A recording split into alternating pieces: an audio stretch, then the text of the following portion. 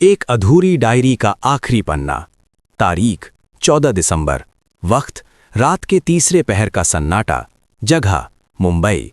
मेरे कमरे का वो कोना जहां अंधेरा सबसे गहरा है। मेरी उंगलियां आज कीबोर्ड पर नहीं बल्कि इस पुराने कागज पर ठिठुर रही हैं। मैंने सुना है कि जब हम अपने डर को शब्दों में उतार देते हैं तो उसका बोझ हल्का हो जाता है। शायद यही वजह है कि मैं आज लिख रहा हूं। ये कोई स्क्रिप्ट नहीं है, कोई डायलॉग नहीं है जो मुझे याद करना है। ये वो सच है जो मेरी रूह पर एक दाग की तरह लग गया है, एक ऐसा निशान जो मिटाए नहीं मिटता। लोग मुझे स्क्रीन पर देखते हैं, मुझे करण कहते हैं, एक अभिनेता मानते हैं, लेकिन पिछले कुछ हफ्तों से मैं वो इंसान नहीं रहा जो मैं था। भय, उस शो का नाम भय था, लेकिन हमें कहाँ मालूम था कि हम जिस शब्द का इस्तेमाल मनोरंजन के लिए कर रहे हैं, वो शब्द, वो एहसास उस जंगल में हमारा इंतजार कर रहा था। मैरी शेली ने एक बार लिखा था कि डर और खौफ वही महसूस कर सकता है जिसके पास खोने के लिए कुछ हो। और उस रात मुझे लगा कि मैं अपनी समझ, अपनी सैनिटी खो रहा हूं। वो मध्य प्रदेश के जंगल, वो जगह जहां हम शूटिंग कर रहे थे। शहर की रोशनी वहां तक नहीं पहुंचती थी।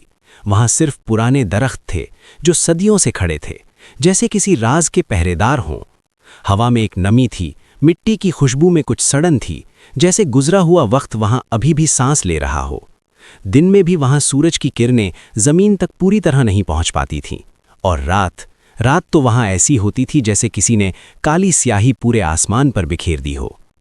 मुझे याद है वो सीन। हम एक बहुत ही इमोशनल सीक्वेंस शूट कर रहे थे। स्क्रिप्ट की मांग थी कि मुझे रोना था, टूटना था। एक कलाकार के तौर पर हम अक्सर अपने अंदर के पुराने जख्मों को कुरेदते हैं ताकि वो दर्द चेहरे पर सच्चा दिखे। मैं वही कर रहा था। कैमरा के सामने मैं रो रहा था। आंसू असली थे, दर्द असली था।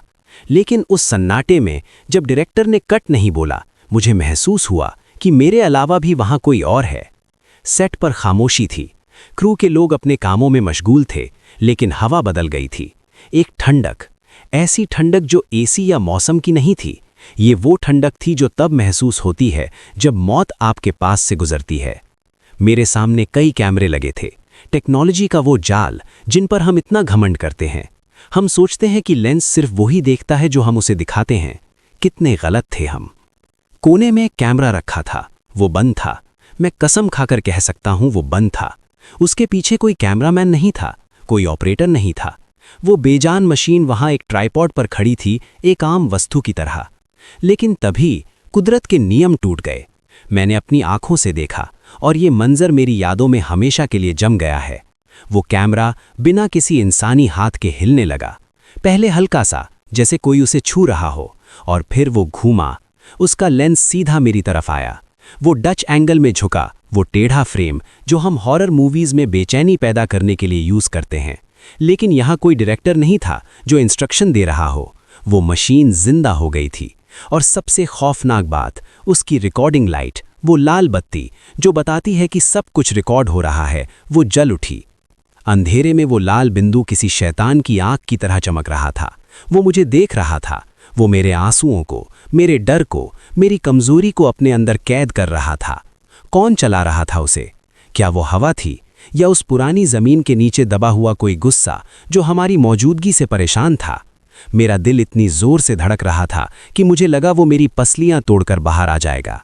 मैं चीखना चाहता था, लेकिन आवाज गले में ही घुट गई। और बस वही अंत नहीं था, वो तो सिर्फ शुरुआत थी। कुछ ही देर बाद जैसे उस अनजान ताकत को हमारी टेक्निक से नफरत हो गई हो, एक के बाद एक सारे कैमरे, सातों के सातों कैमरे बंद हो गए। उनकी बैटरियां जो पूरी चार्ज थीं अचानक दम तोड़ गईं। लाइट्स बुझ गईं, मॉनिटर ब्लैक हो गए। सोचिए जरा, 7 अलग अलग मशीनें, अलग पावर सोर्स, और सब एक ही पल में, एक ही हार्ट बीट में खत्म हो गईं। ऐसा लगा जैसे उस जगह ने सारी बिजली, सारी एनर्जी को एक ही सांस में खींच लिया हो। अंधेरा अब हमें निगलने के लिए तैयार था। हम सब डरे हुए थे, लेकिन हमने एक दूसरे को दिलासा दिया। टेक्निकल ग्लिच होगा, किसी ने कहा। हम इंसान भी कितने अजीब होते हैं ना। जब कुछ समझ नहीं आता तो हम झूठ बोलकर खुद को तसल्ली देते हैं। लेकिन कुदरत को हमारे झूठ पसंद नहीं आए। तभी बाहर से एक जोरदार आवाज आई, ऐसी आवाज जैसे आसमान फट गया हो। हम भागकर बाहर गए। जो नज़ारा वहां था उसने मेरे दिमाग से तर्क और लॉजिक के सारे विचार मिटा दिए। एक बड़ा सा पेड़ जो शायद हमारे दादा परदादा के जमाने से वहां खड़ा था, वो गिर गया था। नहीं, गिरना गलत शब्द होगा, वो उखड़ गया था जड़ से, बिना किसी तूफान के, बिना किसी आंधी के। और वो कहाँ गिरा?